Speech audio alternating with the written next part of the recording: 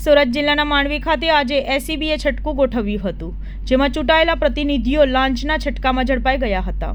ઘટના એવી હતી કે ફરિયાદી ખેતીની જમીનને લેવલિંગ કરવા માટે પાતલ ગ્રામ પંચાયતમાં અરજી આપી હતી, જે જમીન લેવલિંગ કરવા માટેના ગ્રામ પંચાયતમાં ઠરાવ પાસ કરવા માટે ગામના સરપંચ અને તાલુકા સરપંચ સભ્ય આ બંને તેઓ મળ્યા હતા।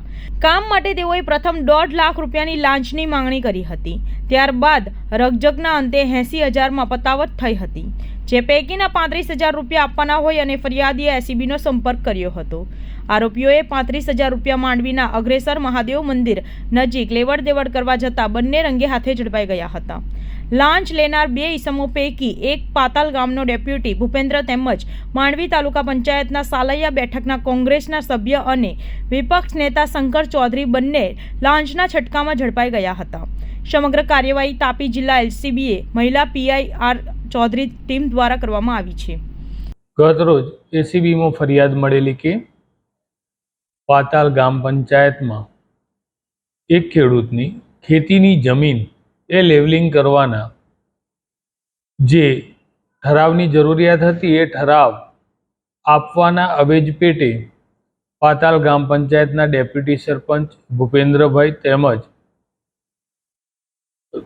સલૈયા તાલુકા પંચાયત સદસ્ય શંકરભાઈ આ બંને જણાએ એકબીજાના મેળાપીપણાથી આ કામે ફરિયાદી જોડેથી રૂપિયા 80,000ની માગણી કરેલી અને ગતરોજ રૂપિયા 35,000 એ સ્વીકારતા પકડાઈ ગયેલ છે અને તેઓ વિરુદ્ધ કાયદેસરની કાર્યવાહી કરવામાં આવેલી છે।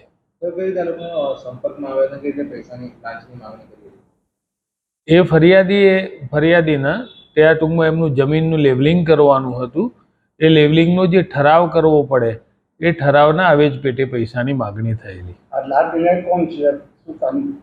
લાંચ લેનાર એ સ્થળ ઉપર પકડાયેલા એ શંકરભાઈ જેઓ એ આ ડેપ્યુટી સરપંચ ભૂપેન્દ્રભાઈ સાથે મધ્યસ્થી કરી આપેલી।